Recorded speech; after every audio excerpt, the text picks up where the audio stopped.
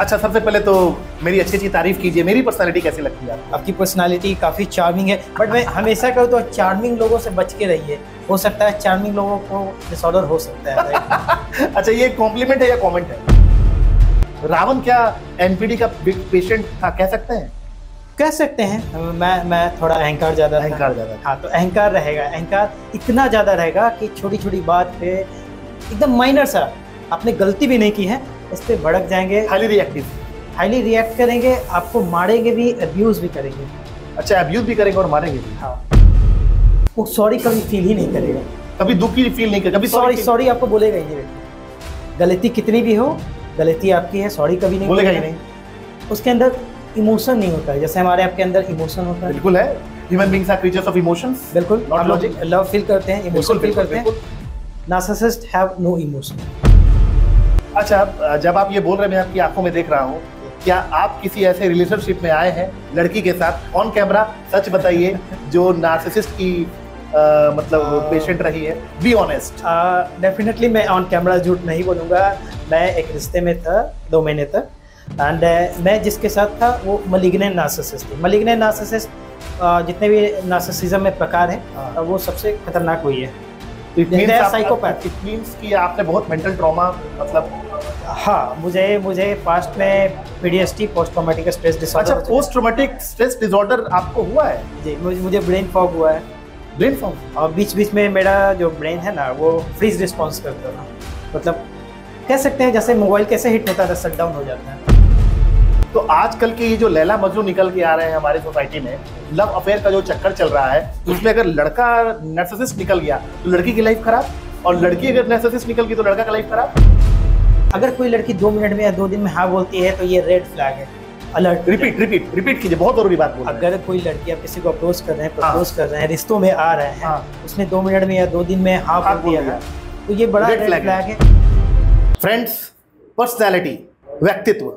दोस्तों, हमारे जीवन में जब हम बच्चे होते हैं, जब हम बालक होते हैं, उसके बाद टीन एज में जाते हैं, उसके बाद हम एडल्ट बनते हैं, उसके बाद मिडिल एज में जाते हैं, तो बचपन से एडल्ट एज तक के बीच का जो समय होता है, उस समय हमारी पूरी की पूरी पर्सनैलिटी ग्रो करती है। तो अक्सर हम लोग अलग अलग प्रकार के लोगों से मिलते हैं, क्योंकि जब तक हम लोग इस दुनिया में हैं तब तक लोगों से मिलना ज़रूरी होता है। और we do not have business problem, we have people problem. When we take care of people problem, हमारे बिजनेस प्रॉब्लम्स ऑटोमेटिकली क्या होते हैं, सॉल्व हो जाते हैं। आप देखेंगे कि हर किसी की अपनी एक पर्सनैलिटी है ना, और हम लोग काफ़ी इंस्पायर्ड होते हैं। लेकिन हमारी समाज में कुछ आपको ऐसे लोग मिलेंगे जिनकी पर्सनैलिटी काफ़ी सफोकेटिंग है, काफ़ी डिस्गस्टिंग है, काफ़ी पेनफुल है, और एक्सट्रीम केसेस में तो काफ़ी लिथल है, घातक है, फैटल है, जानलेवा। फ्रेंड्स, आज के जो हमारे गेस्ट हैं मिस्टर राकेश रोशन सर, वो पर्सनालिटी डिसऑर्डर पर हमसे डिस्कशन करेंगे, और आज हम लोग सीखेंगे कि रिश्तों को कैसे हम लोग बेहतर बना सकते हैं, और नार्सिसिस्ट पर्सनालिटी डिसऑर्डर किस प्रकार का डिसऑर्डर है, हम लोग कैसे इसे आइडेंटिफाई करें, कैसे हम लोग इससे बचें। तो सबसे पहले हम लोग स्वागत करते हैं हमारे मित्र, हमारे साथी राकेश रोशन जी का। राकेश रोशन सर, स्वागत है आपका। बहुत बहुत शुक्रिया आपका, और जितने भी हमारे दर्शक हैं सबको धन्यवाद। राकेश सर, सबसे पहले तो आपकी स्माइल बहुत अच्छी है। Thank you. तो सबसे पहले तो आपको बहुत सारा कॉम्प्लीमेंट आपकी मुस्कुराहट पे, ठीक है ना, और आपका जो गेटअप है काफी स्ट्रेंज है, एकदम लग रहा है कि एक साइकेट्रिस्ट बात कर रहा है ना। बिल्कुल। ओके, तो दोस्तों, रिश्ते, रिलेशनशिप, कहीं ना कहीं हम लोगों को किसी न किसी मोड़ पे रिश्तों की जरूरत पड़ती ही है। बल्कि राकेश जी मैं कहूँ तो हर मोड़ पे जिंदगी पे रिश्तों की जरूरत पड़ती है। मुझे लगता है कि जीवन में पैसे के बाद जो सबसे महत्वपूर्ण चीज है, दूसरी चीज आती है, दूसरे नंबर पे रख सकते हैं, वो है रिलेशनशिप। थोड़ा सा मैं इसमें अपना पॉइंट ऑफ व्यू ऐड करूंगा। मैं पढ़ रहा था कि हार्वर्ड का ये लॉन्गेस्ट रिसर्च रहा है एडल्ट लाइफ पर, और पता है उसमें क्या निकल के आया है? रिश्ते अच्छे हैं तो आप कामयाब इंसान हैं। पैसा से सुख बाद में है, सबसे पहले सबसे ज्यादा सुख किससे है? रिलेशनशिप से। और बतौर क्लिनिकल साइकोलॉजिस्ट के रूप में आप अपने आप को प्रिपेयर भी कर रहे हैं और आप एक एक्सपर्ट हैं, तो आज बहुत कुछ आपसे जानेंगे। तो दोस्तों, हमारे शो जिंदगी एक मोटिवेशन में फिर से मैं आपका स्वागत करता हूं। मैं डॉक्टर अभिषेक श्रीवास्तव और आज मेरे साथ हैं राकेश रोशन जी। तो सवालों का सिलसिला शुरू करें, लेकिन सबसे पहले बहुत सरल, बहुत आसान भाषा में मैं जानना चाहता हूं कि हमारी एक पर्सनैलिटी है, बिल्कुल, आपकी एक पर्सनैलिटी है, बिल्कुल, श्री नरेंद्र मोदी जी की एक पर्सनैलिटी है, हर किसी की अपनी अपनी एक पर्सनैलिटी है। तो आखिर हम लोग कौन सी पर्सनैलिटी को अच्छा समझे, किसको खराब समझे, किससे जुड़े, किससे भागे? देखिए, जब पर्सनालिटी सबकी अपनी अपनी अलग है, जैसे हमारे फिंगरप्रिंट्स, आईज सबके अलग हैं, तो अलग होना भी चाहिए हर एक का व्यक्तित्व। परंतु क्या होता है ना, पर्सनालिटी में जो हमारी सोचने की क्षमताएं हैं, जो महसूस करने की क्षमताएं हैं, जो एक्सप्रेस करने की क्षमताएं हैं, उसमें खराबियाँ आ जाए ना, उसको डिसऑर्डर कहते हैं। अच्छा, एक्सप्रेस सोचने की क्षमता, आपके महसूस करने की क्षमता और एक्सप्रेस करने की क्षमता, इसमें खराबियाँ आ जाए, इसको डिसऑर्डर बोलते हैं। इसको इसमें खराबियां हैं, डिसऑर्डर। अगर किसी व्यक्ति में ये सारी खराबियां नहीं है, तीनों चीज, तो वो व्यक्ति बिल्कुल साधारण है, बिल्कुल साधारण है, बिल्कुल अच्छा है, बिल्कुल अच्छा है, बिल्कुल अच्छा है। बिल्कुल। अच्छा, सबसे पहले तो मेरी अच्छी तारीफ कीजिए। मेरी पर्सनालिटी कैसी लगती है आपको? आपकी पर्सनालिटी काफी चार्मिंग है, बट मैं हमेशा कहूँ तो चार्मिंग लोगों से बच के रहिए। हो सकता है चार्मिंग लोगों को डिसऑर्डर हो सकता है। अच्छा, ये कॉम्प्लीमेंट है या कमेंट है? ये दोनों कह सकते हैं, क्योंकि जैसे ही बंदा कोई फर्स्ट अपीयरेंस में बहुत अच्छा लग रहा है, आपको मस्त लग रहा है ना, बी अलर्ट, ये रेड फ्लैग हो सकता है। रेड फ्लैग हो सकता है। ओके, चलिए हम लोग आते हैं मुद्दे पे। काफी गंभीर मुद्दे पे हम लोग चर्चा कर रहे हैं, तो थोड़ा हमने माहौल को लाइट कर दिया। राकेश सर, आप हमको ये बताइए, दर्शक भी जरूर जानना चाहेंगे, नार्सिसिस्ट पर्सनालिटी डिसऑर्डर क्या है, बताइए। हाँ, बड़ा ही अच्छा सवाल है। और जैसा कि आप कहीं भी गूगल करेंगे या तो उसके 9 लक्षण पाएंगे। 9 सिम्टम्स में कहते हैं कि इसमें से 5 भी मिल जाए तो व्यक्ति नार्सिसिस्ट है। अच्छा, 9 में से 5 मिल गया तो कंफर्म है? 9 वो होना जरूरी नहीं है, सबका होना जरूरी है। तो क्या है, व्यक्ति बड़ा ही मटेरियलिस्टिक वर्ल्ड में होगा, वो व्यक्ति की कदर नहीं करेगा, वो पैसे, सक्सेस, नेम, फेम जो है अपना, बस उसी के पीछे पड़ा रहेगा। दूसरा, आप देखेंगे जिस व्यक्ति को लगेगा कि दिन रात मेरी प्रशंसा की जानी, सिर्फ मैं। हाँ। अच्छा, उसका जिंदगी मैं के अराउंड, ये डिसऑर्डर के अंदर आता है। थोड़ा सा मैं इंटरप्ट हूँ, बड़ा इंटरेस्टिंग आप बता रहे हैं। रावण क्या एनपीडी का पेशेंट था, कह सकते हैं? मैं थोड़ा अहंकार ज्यादा था। हाँ, तो अहंकार रहेगा, अहंकार इतना ज्यादा रहेगा कि छोटी छोटी बात पे एकदम माइनर सा, आपने गलती भी नहीं की है, इस पे भड़क जाएंगे, हाईली रिएक्ट करेंगे, आपको मारेंगे भी, अब्यूज भी करेंगे। अच्छा, अब्यूज भी करेंगे और मारेंगे भी? हाँ, इतना है, इनका एक्सेसिव है। और भी लक्षण मैं आपको बता रहा हूँ इन सारे चीज़ों का। व्यक्ति जो है बहुत मैनिपुलेटिव, बहुत झूठ बोलेगा। अच्छा, बहुत झूठ बोलेगा। एथिक्स से उसको कोई मतलब नहीं है? एथिक्स से कोई मतलब नहीं है, समाज का या अपना जो एथिक होता है उससे उसको कोई लेना देने।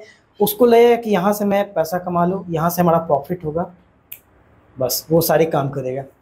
आपने पहली पंक्ति बोल रखी है कि उसकी पूरी की पूरी जिंदगी आई के अराउंड रोटेट करेगी। आई के अराउंड। उस व्यक्ति में और क्या लक्षण होंगे, आप ध्यान से सुनिएगा। उस व्यक्ति में और लक्षण होंगे कि वो सॉरी कभी फील ही नहीं करेगा, कभी दुख ही फील नहीं करेगा, कभी सॉरी आपको बोलेगा ही नहीं। व्यक्ति गलती कितनी भी हो, गलती आपकी है, सॉरी कभी नहीं बोलेगा ही नहीं। उसके अंदर इमोशन नहीं होता है, जैसे हमारे आपके अंदर इमोशन होता है। बिल्कुल है, human beings are creatures of emotions. बिल्कुल, नॉट लॉजिक। लव फील करते हैं, इमोशन फील करते हैं। Narcissist have no emotion. अच्छा, जब आप ये बोल रहे हैं, मैं आपकी आंखों में देख रहा हूँ, क्या आप किसी ऐसे रिलेशनशिप में आए हैं लड़की के साथ, ऑन कैमरा सच बताइए, जो नार्सिसिस्ट की मतलब पेशेंट रही है? Be honest. डेफिनेटली मैं ऑन कैमरा झूठ नहीं बोलूँगा। मैं एक रिश्ते में था 2 महीने तक, एंड मैं जिसके साथ था वो मलिग्नेंट नार्सिसिस्ट थी। मलिग्नेंट नार्सिसिस्ट जितने भी नार्सिसिज्म में प्रकार है, वो सबसे खतरनाक वही है। साइकोपैथ। इट मींस कि आपने बहुत मेंटल ट्रॉमा मतलब। हाँ, मुझे पास्ट में पीडीएसटी, पोस्ट ट्रॉमेटिक स्ट्रेस डिसऑर्डर। अच्छा, पोस्ट ट्रॉमेटिक स्ट्रेस डिसऑर्डर आपको हुआ है? जी, मुझे ब्रेन फॉग हुआ है। Brain fog? और बीच बीच में मेरा जो ब्रेन है ना, वो फ्रीज रिस्पॉन्स करता था। मतलब कह सकते हैं जैसे मोबाइल कैसे हिट होता था, शट डाउन हो जाता है, वैसे ब्रेन काम करना जब बंद करता है, that is called freeze response. तो आजकल के ये जो लैला मजनू निकल के आ रहे हैं हमारे सोसाइटी में, लव अफेयर का जो चक्कर चल रहा है, उसमें अगर लड़का नार्सिसिस्ट निकल गया तो लड़की की लाइफ खराब, और लड़की अगर नार्सिसिस्ट निकल गई तो लड़का का लाइफ खराब। बिल्कुल बिल्कुल। इसलिए मैं कहता हूँ कि जब भी आप रिश्ते में आए, पहली चीज करें, हड़बड़िया ना करें। हड़बड़ी नहीं। अगर कोई लड़की, आप मेल है, मेल का तो स्वभाव है कि हम लोग तुरंत 2 मिनट में हाँ बोल देते हैं। अगर कोई लड़की 2 मिनट में या 2 दिन में हाँ बोलती है तो ये रेड फ्लैग है। अलर्ट। रिपीट कीजिए, बहुत जरूरी बात बोल रहे हैं। अगर कोई लड़की, आप किसी को अप्रोच कर रहे हैं, प्रपोज कर रहे हैं, रिश्तों में आ रहे हैं, उसने 2 मिनट में या 2 दिन में हाँ बोल दिया है, तो ये बड़ा रेड फ्लैग है। उनको टाइम लगता है, उनकी जो कंडीशनिंग है ना, मतलब जो लड़की कॉन्शियस होगी, जो लड़की वाइज होगी, जो लड़की इंटेलिजेंट होगी, वो जल्दी हाँ नहीं बोलेगी। लेकिन जो महीनों लगेगा, सालों ले सकती है टाइम। लेकिन जो नार्सिसिस्ट के जिसका रवैया होगा, नार्सिसिज्म, वो 2 दिन के अंदर हाँ बोल देगी, 2 मिनट में हाँ। क्योंकि उसको दिख गया कि इस बंदे को मैं लूट सकता हूँ, एक्सप्लॉइट कर सकता हूँ, इसका मैं यूज कर सकता हूँ, तो क्यों ना हाँ किया जाए। अच्छा, एक चीज और मुझे बताइए कि आप बता रहे थे कि ऐसे लोग जब अटैक करते हैं तो ज्यादा डिस्कशन नहीं करते हैं, सिर्फ अटैक करते हैं, साइलेंटली कर देते हैं। ये एक बार आपसे चर्चा मैं जानना चाहूंगा कि आप बताइए ये क्या बता रहे हैं। ये मैनिपुलेशन टेक्निक होता है रिश्तों में। पहले ये क्या करते हैं, हर एक इंसान को क्या चाहिए होता है, वैलिडेशन। हाँ, वैलिडेशन आपको भी चाहिए, मुझे भी चाहिए, अप्रूवल है, रिकॉग्निशन, नेम, फेम, वैलिडेशन तो चाहिए। साइकोलॉजिकल तरीके से बड़ा गेम खेलते हैं। ये क्या करेंगे नार्सिसिस्ट, आपको जो वैलिडेशन चाहिए स्टार्टिंग में ये पूर्ति करेंगे 10 दिन, 5 दिन, 20 दिन, और जैसे ही इनका विश्वास आप पे हो गया, अब ये गेम खेलेंगे, अब ये असली चेहरा दिखाएंगे, अब ये आपको मैनिपुलेट करेंगे, डाउन करेंगे, आपकी बेइज्जती करेंगे, आपको नीचा दिखाएंगे। सर, मैंने कुछ रिसर्च की है जी, क्योंकि देखिए सर, आप तो एक्सपर्ट हैं, मैं इसका एक्सपर्ट नहीं हूँ। बतौर मोटिवेशनल स्पीकर मैंने सर से सीखने की बहुत कोशिश की है, और मैं काफ़ी प्राउड फील कर रहा हूँ कि एक बहुत हाईली नॉलेजेबल इंसान हमारे साथ है, और नार्सिसिस्ट को लेकर लोगों में अवेयरनेस नहीं है। और संभवतः मुझे तो लग रहा है कि बिहार में I am the first man, है ना? बिहार में मैं, ऑडियंस, बिहार में I am the first man who is giving you knowledge about narcissist personality disorder. और मुझे जहाँ तक मैं जानता हूँ, आप भी शायद पहले ही है ना जो इस पे काम कर रहे हैं पूरे बिहार में। हाँ, मैं काम कर रहा हूँ, और बाकी जो लोग साइकोलॉजी पढ़ते हैं वो काम करते हैं, लेकिन मैं कह नहीं सकता उनको एक्सपीरियंस है कि नहीं, जितने भी साइकेट्रिस्ट हैं, क्योंकि एक्सपीरियंस होना अलग चीज़ है, किताबें पढ़ना अलग चीज़ है, दोनों में अंतर है। ओके, तो मैंने कुछ रिसर्च की है। बिल्कुल। मैं थोड़ा जानना, मतलब आप हाँ या ना में जवाब दे तो बहुत आसान हो जाएगा ऑडियंस के लिए। बिल्कुल। हमने पढ़ा है कि जो नार्सिसिस्ट बिहेवियर के होते हैं, वो सेल्फ लव, सेल्फिशनेस और सामने वाले में कोई इंटरेस्ट नहीं लेते हैं। क्या ये सच है? बिल्कुल सच है, ये 100% सच है। अच्छा, एक और मैं जानना चाहूंगा, वो इमोशनलेस होते हैं, स्टोन हार्टेड होते हैं, इनसेंसिटिव होते हैं, इन्हें सिर्फ अपना फायदा चाहिए। इमोशन को दूसरे तरीके से देखते हैं, जैसे हमारे आपके पास इमोशन है, हाँ। इनके पास इमोशन ये दिखाएंगे, शो ऑफ करेंगे आपको यूज करने के लिए। दे आर कौन आर्टिस्ट? असलियत में तो इमोशन नहीं ना रहा, असलियत में नहीं है। दे आर कौन आर्टिस्ट? इतने अच्छे आर्टिस्ट है, परफेक्ट आर्टिस्ट है, इतनी अच्छी एक्टिंग कोई नहीं कर पाएगा, मुझे लगता है अच्छे एक्टर भी नहीं कर पाएंगे। अच्छा, नार्सिसिस्ट का ऐसा है। हाँ, बिल्कुल। अच्छा, आपने एक मूवी देखी होगी अजय देवगन की, दीवानगी, और आपको याद होगा कि दीवानगी में अजय देवगन सबको मार देता था और बाद में अपने आप को बदल लेता था कि मैं बहुत इनोसेंट हूँ। तो क्या वो अजय देवगन, आपको याद होगा मैंने एक वीडियो भेजा था आपको जिसमें लड़की को पीट रहा था। हाँ, तो क्या वो नार्सिसिस्ट का केस था? नहीं, फिल्मों में जो है ना नार्सिसिज्म के ऊपर मुझे नहीं लगता फिल्में यहाँ भारत में बनाई गई है ज़्यादा। अच्छा, अभी नहीं बनाई हाँ, गई है। कुछ पुरानी फिल्में हैं, जैसे गैस लाइटिंग वगैरह देखेंगे 1948 या 50 के आसपास में, बाहर के जो विदेशी मूवी है, उसमें कुछ लोगों ने बनाया है। इंडिया में नहीं। इंडिया में आप जो फाइट सीन देखते हैं या रिवेंज देखते हैं, ये बस नॉर्मल है कि आपने मेरे बाप को मारा है तो मैं बदला लूंगा, तो ऐसा नॉर्मल है। हाँ, ये नॉर्मल है। हाँ। अच्छा, ये नॉर्मल है। अच्छा, एक चीज मैं, और अगर इनको अटेंशन नहीं मिला, है ना, हालांकि डिजर्व भी नहीं करते हैं, अगर इनको अटेंशन नहीं मिला तो क्या ये पूरा सीन क्रिएट कर देते कि मुझे अटेंशन क्यों नहीं मिला? हाँ, अटेंशन नहीं मिलता है तो ये लोग बहुत ड्रामेटिक बिहेवियर है, चूँकि पैटर्न ड्रामेटिक है तो कहीं ना कहीं से बंदा खोज ही लेंगे। और अब तो सोशल मीडिया का ज़माना है, बहुत अलर्ट रहने की ज़रूरत है। मैं लोगों को बोलता हूँ वो अटेंशन के लिए किसी को फेसबुक पर सर्च कर लेंगे, इंस्टाग्राम पे सर्च कर लेंगे, कहीं भी सर्च ट्रेस करेंगे, वहीं से कर लेंगे। कहीं किसी के यहाँ गए हैं और अपने से लेस पीपल को, जैसे रेस्टोरेंट में आए, वेटर को अब्यूज़ कर देंगे, गाली दे देंगे किसी को किसी भी तरीके से, ताकि मैं सुपीरियर फील करूँ। उनको अटेंशन मिल जाता है, वो खोज लेते हैं। अच्छा, एक थोड़ा सा मैं टॉपिक से थोड़ा डिफरेंट होके मैं चर्चा करना चाहता हूँ। मैंने रिसर्च की थी तो वर्ल्ड्स यंगेस्ट सीरियल किलर वो बिहार से रहा, अमरजीत सदा, सिर्फ 8 साल का लड़का। वर्ल्ड्स यंगेस्ट सीरियल किलर 8 साल का लड़का अमरजीत सदा, उसने तकरीबन 3 मर्डर किए। और जब पुलिस पकड़ी तो इंटरोगेशन के दौरान उस लड़के ने बोला कि मुझे बिस्किट खिलाइए तो मैं सारी बातें बताऊंगा। तो बिस्किट खिलाया गया, खुश हो गया और सारी बातें बता दिया। और दैट 8 ईयर ओल्ड किड वो कह रहा था काफी खुशी से कि मुझे बड़ा मजा आ रहा था। अपनी कजन का 6 महीने की बच्ची कजन, उसका गला घोट के ही जस्ट स्ट्रैंजल्ड हिम टू डेथ। तो ये एक मैंने पढ़ा।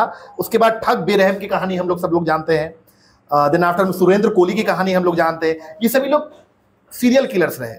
फिर हम लोग उनकी कहानी जानते हैं, आदेश खामरा की। हमने लिखा है यहाँ पे, आदेश खामरा जी 34 ट्रक ड्राइवर्स, मतलब टारगेट करते थे ट्रक ड्राइवर्स को, मार डाला उन्होंने। दिन में दर्जी का काम करते थे, कपड़ा सीते थे, और रात में कसाई का काम करते थे। तो ऐसे ऐसे बिहेवियर जो निकल के आ रहे हैं, ये क्या नार्सिसिस्ट है या फिर ये इनकी कैटेगरी अलग है? ये अलग है, थोड़ा सा अलग है। एंटी सोशल पर्सनालिटी डिसऑर्डर बोलते हैं। अच्छा, ठीक है, इसका नाम है। और जैसे 8 साल के बच्चे के आपने बताया एग्जांपल, हाँ। तो उस बच्चे को कंडक्ट डिसऑर्डर है। ठीक है, अच्छा, कंडक्ट डिसऑर्डर। तो conduct disorder basically anti social personality disorder का बचपन का रूप है।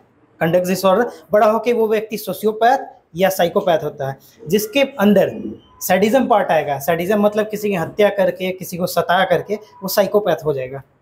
और वो जिसके अंदर सैडिज्म पार्ट नहीं आएगा, मैनिपुलेटिव होगा, ठगने का काम करेगा, वो सोशियोपैथ हो जाएगा। अच्छा, ठगने का काम सोशियोपैथ, हाँ। और मर्डर वगैरह का काम तो वो हो जाएगा। हालांकि सोशियोपैथ भी करते हैं, बट सैडिज्म पार्ट नहीं होना चाहिए व्यक्ति में। नार्सिसिस्ट में, सोशियोपैथ में, साइकोपैथ में सैडिज्म पार्ट मतलब उनको हत्या करके, किसी को दुख दे करके मजा आता है, दैट इज कॉल्ड सैडिज्म। अच्छा, तो ये है नहीं है, ये डिसऑर्डर है बेसिकली। जितने भी आप, नार्सिसिस्ट नहीं है, ये नार्सिसिस्ट नहीं है, but similar to the narcissist. Similar सबका बिहेवियर पैटर्न, 4 कोर पैटर्न सबका सेम होता है, अंदर से भीतर से सबका वही है। सबके अंदर इमोशन नहीं है, ठीक है, सब वो ईगोसेंट्रिक है, मतलब उनको सेंटर ऑफ अट्रैक्शन बने रहना है, सारी चीज़ें, ये सारी चीज़ें तीनों में है। तो आज के पॉडकास्ट में तो जनरली हर एक पॉडकास्ट में मैं लीड करता हूं, लेकिन दिल से बोल रहा हूं, आज के पॉडकास्ट में आप लीड कर रहे हैं, तो पहले से बहुत सारी बधाई। आप बहुत अच्छा काम कर रहे हैं। मुझे लगता है कि अगर आप रेगुलर काम करें तो बहुत लोगों की लाइफ में को आप चेंज कर सकते हैं। हम लोग आएंगे, उस पर भी आएंगे, कुछ और क्वेश्चन हम लोग ले लें। अच्छा, क्या ये नार्सिसिस्ट पर्सनैलिटी वाले आंखों में आंखें डालकर सफेद झूठ बोल देंगे? हाँ, बिल्कुल। और इनको लाई डिटेक्टर टेस्ट भी नहीं पकड़ पाएगा। मशीनें जो आती हैं पकड़ने के लिए, वो भी नहीं पकड़ पाएगा। नहीं, क्योंकि मशीनें क्या होता है ना, जब हमारे दिल की धड़कन, पल्स जो चलता है, उसमें बदलाव आता है, उसको वो कैच करता है, रीड करता है। इनके पास इमोशन नहीं है। क्यों नहीं है वो मैं बाद में बताऊंगा। इमोशन नहीं है, इस पर भी हम बात करेंगे। इस कारण लाई डिटेक्टर टेस्ट मशीनें भी काम नहीं कर पाती हैं। ओके। अच्छा, क्या नार्सिसिस्ट वालों को प्यार होता है या वो जाल फेंकते हैं? अब प्यार नहीं हो सकता है, क्योंकि जिसके अंदर इमोशन है ही नहीं, उस व्यक्ति को प्यार नहीं हो सकता। बस उस व्यक्ति को लगता नहीं है कि मुझे डिसऑर्डर है, उस व्यक्ति को लगता है कि आपको प्रॉब्लम है, आपको छोड़ा, दूसरे व्यक्ति के पास गया, दूसरे को छोड़ा, तीसरे को छोड़ा। अब नार्सिसिस्ट को ये क्यों होता है, मैं आपको रीजन बता रहा हूँ। नार्सिसिस्ट को लगता है कि मैं परफेक्ट हूँ 100%, ठीक है। और आप जानते हैं कि हर एक इंसान में खूबियां हैं और खामियां हैं, ठीक है। 10 में से 7 खूबियां हैं तो 3 खामियां आप पे भी हैं, मेरे में भी है, डेफिनेटली सब में है। नार्सिसिस्ट को लगता है 10 में से 10 क्वालिटी मेरे अंदर है। अच्छा, उसको लगता है 10 में 10 उसके अंदर है। और वो इमेजिन करता है कि हमारा जो पार्टनर होगा ना, उसमें भी वो परफेक्शन होनी चाहिए। और जैसे ही वो उसके साथ रहता है तो इम्परफेक्शन जैसे ही देखता है, जैसे ही खामियां देखता है ना, तो उसका दिमाग स्विच कर जाता है कि मैं दूसरा पार्टनर ढूंढ करूँ, इसने मुझे धोखा दिया है, चीट किया है, कि ये परफेक्ट नहीं है। और उसका ब्रेन बिल्कुल स्विच करके दूसरे पार्टनर की तलाश में चला जाता है। ओके। और उस व्यक्ति को, नार्सिसिस्ट को, लगता ही नहीं कि मेरे में खराबियां हैं, ये मेरे दिमाग की खराबियां हैं, ये मेरे बिहेवियर पैटर्न की खराबियां हैं, कभी नहीं लगता उसको। अच्छा, अगर कोई एक जो कम पढ़ा लिखे लोग हैं, मान लीजिए हम लोग तो पढ़ाई लिखाई करते रहते हैं, मैंने बुक्स लिखी, बुक रीडिंग करता, आप भी पढ़ते लिखते रहते हैं, एक आम आदमी, कॉमन मैन, ठीक है, एक कॉमन मैन कैसे पहचाने नार्सिसिस्ट को? आम इंसान पहचाने, देखिए आम इंसान जो मिडिल क्लास है या गरीबी रेखा से नीचे है, उन लोगों के सराउंडिंग में नार्सिसिस्ट रेयर ही मिलेंगे। नार्सिसिस्ट जितने लोग हैं दे आर हाईली, वो टॉप पे बैठे हुए हैं, टॉप पॉलिटिशियन है, टॉप एक्टर हैं, टॉप ब्यूरोक्रेट्स हैं, टॉप सीईओ है, बड़ी कंपनी का ऑनर है। तो नार्सिसिस्ट से जब भी आपकी मुलाकात होगी वो फाइनेंशियली सक्सेसफुल होंगे। अच्छा, ज्यादातर ये सही कैसे? वो रिक्शा चलाते हैं आपको नहीं, मैं समझ गया, वो लोग मैनिपुलेटिव है ना। हाँ। तो अनएथिकल प्रैक्टिसेस को करके वो लोग पैसा अधिक, अच्छा मैं समझ गया। कभी रेयरली कोई नार्सिसिस्ट दिख गया कि टैक्सी चला रहा, बट ऐसा रेयर होता है। रेयर है, हाँ रेयर होता है। मतलब जो जिनके पास थोड़ा पैसा अधिक होता है उनको पहचाना बहुत आसान है। और पैसे वाले जितने भी लोग हैं उनके सराउंडिंग में आप पहुंचेंगे तो ये सारे जो मैंने सिम्टम्स आपको शुरुआत में बताए, वो सारे सिम्टम्स आप देख लेंगे, आप उन्हें पहचान सकते हैं। बड़े अच्छे तरीके से आपने एक्सप्लेन किया। ओके, क्या हम लोग नार्सिसिस्ट पर्सनालिटी डिसऑर्डर वाले से जीत सकते हैं? नहीं जीत सकते हैं। नहीं जीत सकते हैं। रीज़न समझना पड़ेगा।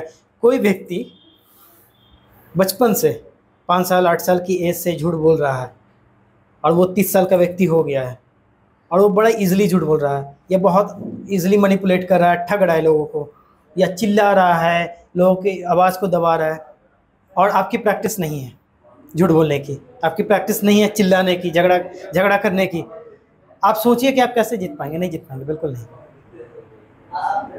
बिल्कुल नहीं जीत पाएंगे।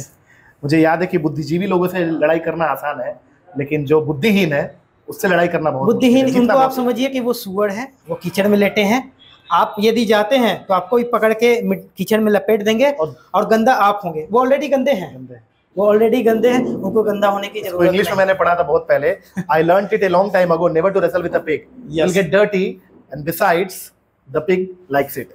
बिल्कुल। Okay, love bomb, what is love bomb? Love bomb काफ़ी अच्छा चीज़ है। जब हम रिश्तों में आते हैं, रिलेशनशिप में आते हैं, किसी भी रिश्तों में, गर्लफ्रेंड बॉयफ्रेंड या हस्बैंड वाइफ रिलेशनशिप में एंटर करते हैं, तो जो शुरुआत का जो फेज़ होता है 5 दिन 10 दिन 20 दिन, जिसमें हम अपने आप को बेस्ट दिखाते हैं, अच्छा दिखाते हैं, 100% दिखाने की कोशिश करते हैं बिना किसी खामियों के, वो फेज लव बॉम्ब वाला। अच्छा, ये पहले पहले प्यार की अच्छी लगती है बरसातें, उसके बाद ना पूछो कैसे कटती है रातें, राइट?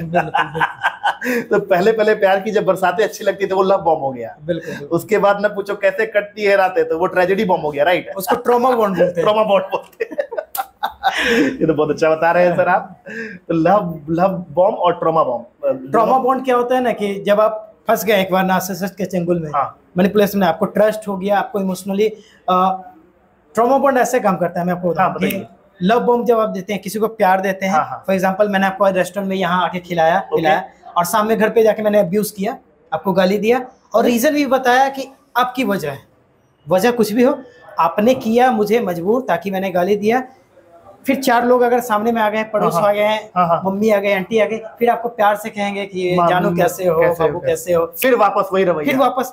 तो इस फेज में क्या होता है, ये नौजवान को आप गाइड, जो आजकल रिलेशनशिप में बच्चे आ रहे हैं उनको आप प्लीज कुछ समझाइए यहाँ पे। इस फेज में क्या होता है कि जो दूसरा व्यक्ति है, पार्टनर है, वो विक्टिमाइज हो जाता है, उसको समझ नहीं आता है। अच्छा, यही रीजन क्या होता है कि बहुत सारी महिलाएं मतलब सक्षम होने के बाद भी पति के टॉर्चर को सहती जाती है और वो निकल नहीं पाती है। वो ट्रॉमा बॉन्ड सर्कल में फंस चुके हैं। उनको लगता है कि यार पति प्यार तो कर रहा है, फिर गाली दे रहा है तो क्या हो गया, एडजस्ट कर लो, बर्दाश्त कर लो। मैं कहता हूँ जब भी आप रिश्तों में एंटर करें, यदि आपका कोई अपमान करे, गाली दे या आपके पेरेंट्स को गाली दे, आप बोले, बिल्कुल डाइवोर्स दे सकते हैं। मैं एक लाइन में बोल रहा हूँ, नहीं इसका तो इसके तो पक्षधर मैं भी हूँ। हाँ। मैं भी डिवोर्स को जम के प्रमोट करता हूँ। बिल्कुल, कि वैसे रिलेशनशिप में बर्दाश्त ना करें, झेलने वाले काम ना करें कि चलो यार काम चलाते हैं, समाज क्या बोलेगा, रिश्ते क्या बोलेंगे, समाज को आपको बचाने नहीं आएगा, समाज तो आपको बचाने नहीं आएगा। वो सारी चीजें, ये तो चीजें हैं।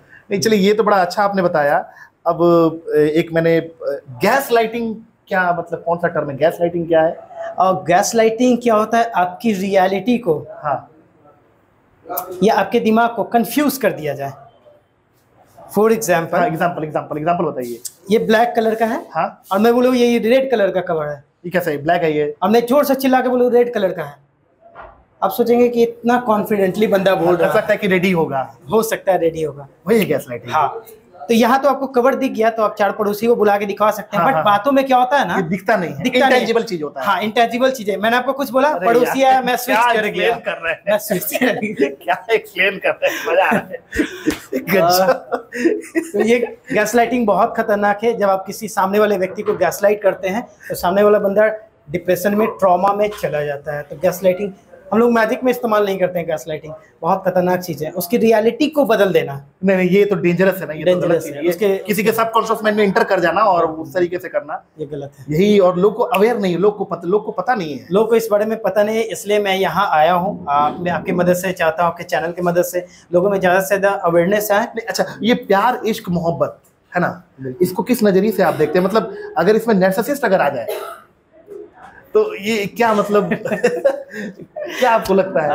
लेकिन मैं तुम्हारे लिए जान दे दूंगा। देखिए, मैंने अपने जोश टॉक्स में बोला है, मेरा जोश टॉक्स का अगर वीडियो देखिएगा तो मैंने उसमें बोला है, मैंने खुद अपने हाथों को काट लिया था। क्लास 11-12 की कहानी है, पूरा हाथ वाथ काट लिया था, सॉरी लिख लिया था इंप्रेस करने के लिए। बाद में जो मेरी हालत, अभी मेरे हाथ आप देखोगे पूरा कटा हुआ है, बाद में मेरी हालत बहुत पतली हो गई, बहुत खराब हो गया, बहुत सारे अटैक्स आने लगे, एंग्जाइटी अटैक्स आने लगे। तो ये क्या मैं एनपीडी हो गया था उस टाइम, क्योंकि मेरी गर्लफ्रेंड को कोई कुछ बोलता था तो मैं बर्दाश्त नहीं करता था तुरंत। 11-12 क्लास का तुरंत मतलब पंच देना शुरू कर देता था, गाली देना शुरू कर देता था। तो क्या नहीं, वो एनपीडी नहीं थे, वो डिप्रेशन का मोड था। वो एनपीडी नहीं था। एनपीडी होता तो आप मेरे साथ बैठे नहीं होते। अच्छा, एक चीज बताइए, क्या नार्सिसिस्ट पर्सनालिटी डिसऑर्डर वाले जो लोग हैं, तो क्या इलाज संभव है? क्योंकि उनको भी तो, हम लोग तो चाहते हैं कि समाज में सब लोग मिलजुल बना के रखे, ठीक है ना। मनुष्य एक सामाजिक प्राणी है, और मैं तो कहता हूँ मनुष्य दुनिया का सर्वश्रेष्ठ प्राणी है।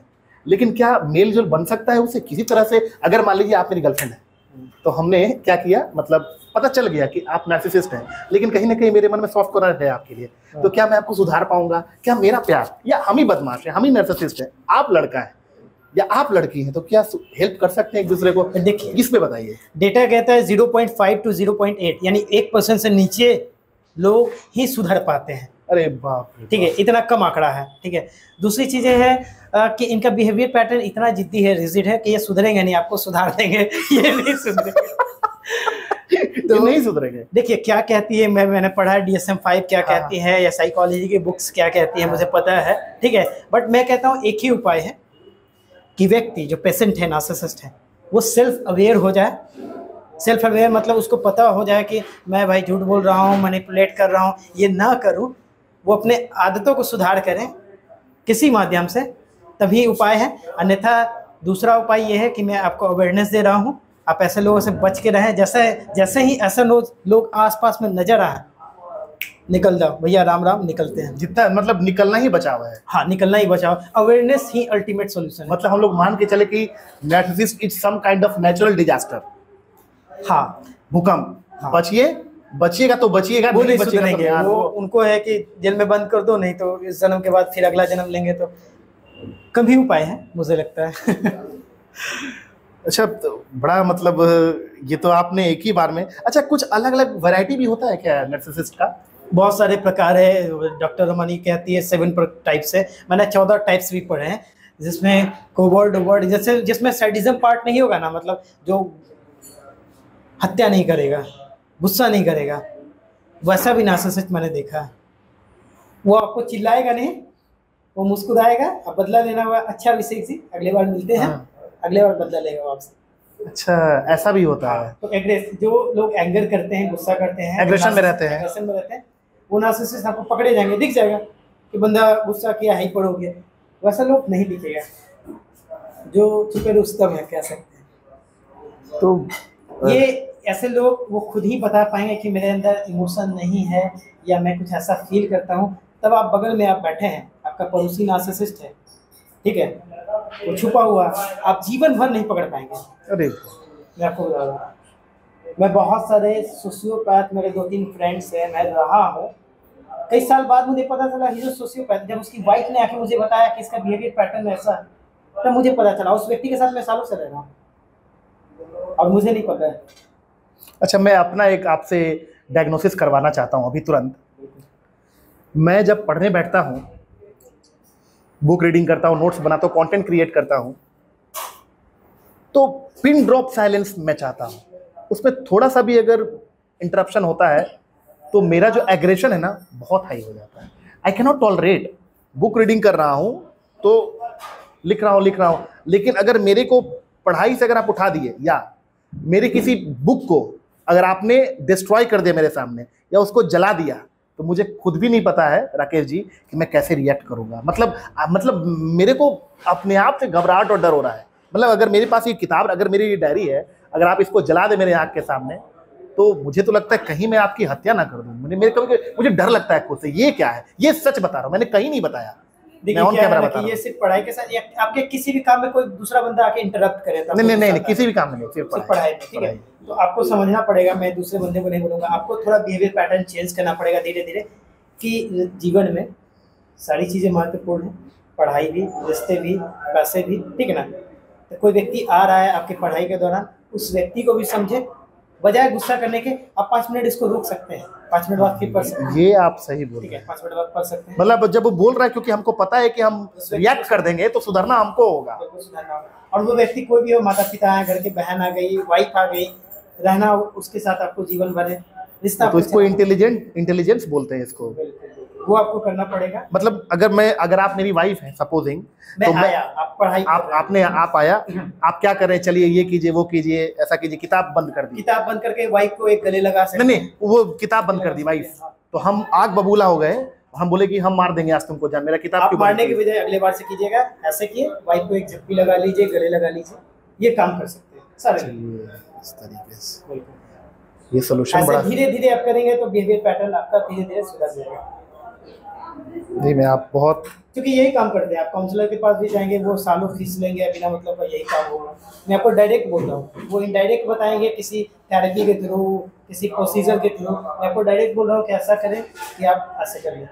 बुक बंद कर दिया वाइफ ने, आप उस वाइफ को गले लगा लीजिए। जितने लोगों के पास वाइफ है, अगर उनके घर में ये चीज़ें हो रही हैं तो इन चीज़ों को वो इम्प्लीमेंट करें कि जब हम किसी को गले लगाते हैं ना, इट इज हाईली पावरफुल। हाँ, ये तो जादू की झप्पी तो काफी पावरफुल है। जादू की झप्पी साइंटिफिकली प्रूवन है। गुस्सा में हो, टेंशन में, किसी भी मूड में हो, आप गले लगा लीजिए, मूड चेंज हो जाएगा। सर आप जो बोल रहे हैं उसके लिए एक्सट्रीम अमाउंट ऑफ पेशेंस चाहिए सर, इतना, और थोड़ा सा इंटेलिजेंस भी चाहिए। आप अगर ये हम पे गुस्सा रहे हैं, अगर हमारे भाई हैं, बड़े वाले भाई, और मैं इनको गले से, मतलब सर मुझे ये बताइए कि आपका जीवन में जन्म हुआ है किस लिए हुआ है? लोगों का, मैं तो सोचता हूँ लोगों का कल्याण करने के लिए, उनकी लाइफ को पॉजिटिव बनाने, कल्याण करने के लिए। हाँ, खुद का अपना कल्याण नहीं कर सकते थोड़ा सा? तो पहले मेरा होगा तब तो लोगों का होगा। तो कल्याण अपना करने के लिए थोड़ा सा बिहेवियर पैटर्न हम चेंज नहीं कर सकते? क्या बात है, बहुत बढ़िया, बहुत बढ़िया, मजा आ रहा है आज। अच्छा, मैं ये जानना चाहता हूँ कि नार्सिसिस्ट के दोस्त होते हैं? बहुत रेयर। अच्छा, रेयर, बहुत रेयर। जितने भी दोस्त बनाएंगे वो तुरंत खत्म, मतलब परस्ती वाले दोस्त होंगे, मतलब सिद्ध हो जाएगा फिर दोस्ती खत्म, मतलब, और दोस्त ना के बराबर, क्योंकि जिनके साथ दोस्ती रखेंगे उनको पता चलेगा गाली देती है 2 मिनट में, तो वो तो दोस्ती नहीं चलेगी। हंसी मजाक की बात अलग है, आप हमारे मित्र है, हंसी मजाक में हम बोल दिए तो अलग बात है, लेकिन गंभीर रूप से अगर हम आपको अनाप शनाप बोलेंगे तो आप कई दिन बात कीजिएगा, कितने दिन, ये तो चलेगा? ऐसा रिश्ता थोड़ी चलता है, ऐसा रिश्ता नहीं चलेगा। अभी आप रिश्तों में आए ना, तो एक इम्पोर्टेंट चीज जो कि आपको ध्यान रखना है, व्यक्ति का, उसका माता पिता के साथ संबंध, उसका भाई बहन के साथ, उसके दोस्तों के साथ संबंध कैसा भी, पहले वो आप पकड़िए, बजाय प्यार कर लेंगे। पहले देखिए ये व्यक्ति है, इनके आसपास में सराउंडिंग में 10 लोग हैं, 10 लोगों के साथ इस व्यक्ति का कैसा संबंध है। अगर इसका संबंध खराब होगा तो व्यक्ति आपको सही नहीं हो सकता। अच्छा, एक चीज बताइएगा, हमने यहाँ लिख के रखा है, हम सभी लोग बात करते हैं द लॉ ऑफ कर्मा की, the law of cause and effect, the law of consequence, Karma and consequence. Narcissist वालों के लिए एनपीडी, जो नार्सिसिस्ट पर्सनालिटी डिसऑर्डर वालों के लिए लॉ ऑफ कर्मा काम करता है कि नहीं? बिल्कुल काम करता है। कर्मा सभी के लिए बराबर है, ऐसा आप जाने और समझें, ठीक ना। ऐसा नहीं है कि कर्मा आपको बख्श देगी, मुझे बख्श देगी। जिसने अब्यूज़ किया है, इतना लोगों को तबाह किया है, दुख दिया है, वो भी सफ़र करते हैं, उनको कांस्टेंट डिप्रेशन होता है। तो डिप्रेशन वाले मोड में रहते हैं, कांस्टेंट डिप्रेशन वाले मोड में रहते हैं। मतलब सबसे अधिक वो भी सफर करते हैं, ही इज आल्सो, वो सबसे ज्यादा सफर करते हैं। यदि मैं ट्रॉमा में रहा हूँ पास्ट में, तो मैं 6 महीने मात्र रहा हूँ, तो बचपन से जिसकी मैं बात कर रहा हूँ, जिसके साथ मेरा, वो बचपन से मैं उसको देखता था बाम लगा करके 24 घंटे सेंसर लगा करके रहना। So difficult, so painful, you can not imagine इनका डिप्रेशन किस लेवल तक होता है। हमारा आपका डिप्रेशन बिल्कुल अलग है, इनका डिप्रेशन बिल्कुल अलग है। इनको हमेशा वैलिडेशन चाहिए, हमेशा सप्लाई चाहिए, नहीं मिलेगा बाहरी सोर्स से रिएक्ट करेंगे। भीतर ये व्यक्ति कुछ है ही नहीं, खोखला है, भीतर से खोखला है। इनकी भीतर की यात्रा, जो कि आप बराबर कहते हैं मेरे साथ, इनकी भीतर की यात्रा का कोई मतलब नहीं है, कोई मतलब नहीं है। इसलिए कर्मा इनके लिए भी है, और अवश्य में भोक्तव्यम, अवश्य भोगना है यहाँ जो आप करें। अच्छा, एक चीज और पूछते हैं, ये नार्सिसिस्ट वाले एक आम आदमी से कहीं ज्यादा क्या सेक्सुअली एक्टिव होते हैं, सेक्सुअली एनर्जेटिक होते हैं? नहीं, इनका सेक्सुअल पैटर्न बिल्कुल डिफरेंट है, बिल्कुल डिफरेंट है। बिल्कुल, ये चूंकि इनका माइंड जो है ना, ये फैंटेसी वर्ल्ड में, इमेजिनेशन वर्ल्ड में जीते, इमेजिनेटिव वर्ल्ड में, इमेजिनेटिव वर्ल्ड में जीते हैं। तो ये जब भी ऑन बेड जाएंगे, राइट, तो ये बिल्कुल उसी तरीके से ट्रीट करेंगे जैसा कि आप कहीं वीडियोस में क्लिप देखते हैं, कहीं कुछ देखते हैं, वो मूवी देखते हैं, तो उसमें जिस टाइप का एग्रेशन दिखाया जाता है, जिस टाइप का एक्टिविटी दिखाई जाती है, वैसी एक्टिविटी ये करते हैं, ठीक है। और इनके अंदर कोई इमोशन नहीं है, तो बस वो आपको बस प्लीज करने के लिए कर रहे हैं। ओके, तो ये तो बड़ा मतलब विचित्र है, लेकिन और जाते जाते मैं बता दूं कि नार्सिसिस्ट को समझना तो बहुत सिंपल है, बहुत सिंपल। आपके घर में 3 साल का बच्चा है? हाँ, 3 साल के बच्चे का आपने देखा? 3 साल का बच्चे जितना ही ब्रेन उसका डेवलप किया है, नार्सिसिस्ट भले ही 30 साल हो जाए, 40 साल। अच्छा, उसका ब्रेन का जो डेवलपमेंट 3 से 5 साल से बच्चे से ज्यादा कर दिया। 5 साल भी नहीं, 5 साल में 90% डेवलपमेंट हो जाता है। हाँ, ये पढ़े, 6 साल में पढ़े हैं, ये मैंने पढ़ा है। You are absolutely right. तो क्या होता है ना कि 3 साल का बच्चा है, उसको कुछ चाहिए, वो रोएगा, चीखेगा, चिल्लाएगा, जिसको हम लोग ममाज बेबी बोलते हैं। 3 साल के बच्चे को आपने देखा है? बच्चे को या बच्ची को आपने डांटा या उसने कुछ किया, वो अगले 1 मिनट या कुछ सेकंड बाद वो भूल जाएगा कि उसने कुछ हाँ, किया। वो भूल जाता है। नार्सिसिस्ट सेम है, उसने आपको गाली दिया, दुख दिया, भूल गए वो अगले सेकंड कि उसने आपको हर्ट किया। उनका ब्रेन सिमिलर काम करता है, राइट, बिल्कुल सिमिलर। नार्सिसिस्ट को समझना है, 3 साल के बच्चे को ऑब्जर्व करिए, 3 साल के बच्चे को कुछ चाहिए, वो रोएगा, चॉकलेट चाहिए, रोएगा। हाँ। नार्सिसिस्ट को चाहिए, वो 30 साल का हो गया है, वो रोएगा नहीं, वो आपको मारेगा, वो अपनी पावर का यूज करेगा, वो आपको सताएगा। बहुत ईजी है समझना। ओके, तो काफ़ी अच्छा रहा सेशन आपके साथ और काफ़ी कुछ मुझे सीखने को मिला। फ्रेंड्स, इस पॉडकास्ट को मैं अपने यूट्यूब चैनल पे बहुत जल्दी अपलोड करूँगा, लेकिन इसके पहले कि इस पॉडकास्ट को मैं ख़त्म करूँ, हम लोगों ने बहुत कुछ सीखा है। फाइनल टेक हमारी ऑडियंस को क्या देना चाहेंगे? Final take. प्यार करिए, बिल्कुल करिए, रिश्तों में आइए। मैं खुल के कहता हूँ, आपका जन्म जो हुआ है वो प्यार करने के लिए ही हुआ है, ठीक है। आप आते हैं, जब 2 मिलते हैं तो अर्धनारीश्वर हम लोग देखते हैं, अर्धनारीश्वर शिव पार्वती हैं, तो बिल्कुल वैसा ही हमारा जीवन है। जब किसी पार्टनर से मिलते हैं, हम पूर्ण होते हैं जीवन में। तो खुल के लोग प्यार करें, लेकिन थोड़ा सा अलर्ट रहे तो बेहतर होगा, राइट। फाइनल टेक हमारी ऑडियंस को आप। और देखिए, इस जीवन में आप आए हैं, आपका जन्म हुआ है, लव जो है प्रायोरिटी है, प्रथम स्थान रखता है। आप बिल्कुल प्यार करें, रिश्तों में आए, रिलेशनशिप में आए, खुल्लम खुल्ला प्यार करें, बिल्कुल खुल्लम खुल्ला करें। आप जिससे प्यार करते हैं उससे शादी भी कीजिए। शुभकामनाएं हमारी आपके साथ है। बट उससे पहले व्यक्ति को पहचाने, थोड़ा समय दें, थोड़ा सा हड़बड़ी में डिसीजन ना ले, ठीक है। व्यक्ति को पहचाने, क्योंकि इस व्यक्ति के साथ जीवन भर रहना है, ठीक है। थोड़ा टाइम दें, महीना, 2 महीना, 6 महीना समझने में। उसके बाद आप प्रेम करें, विवाह करें। आप मेरी शुभकामनाएं आपके साथ। ओके, सो आप मेरे बारे में कुछ अच्छी तारीफ कर दीजिए। और डॉक्टर अभिषेक जी बहुत अच्छे इंसान हैं। ये बच्चों की तरह है, बिल्कुल बच्चों की तरह इनका दिल है।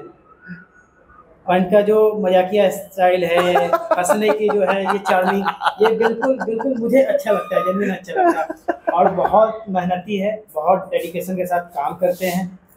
इनको विशेष है, इनको ढेर सारी सफलताएं मिले, बहुत सारा सक्सेस करे, आपका चैनल ग्रो करे। बहुत बधाई। और अगर हमारे चैनल पे आप नए आए हैं तो चैनल को लाइक करें, सब्सक्राइब करें, कमेंट करें, कमेंट जरूर कीजिए, शेयर जरूर कीजिए। और अगर आप बोलिएगा, अगर पूरे कमेंट में अगर 10 से अधिक अगर कमेंट आ गए ना कि सर को दोबारा बुलाया जाए, राकेश सर को, मैं दोबारा बुलाऊंगा, दैट्स प्रॉमिस।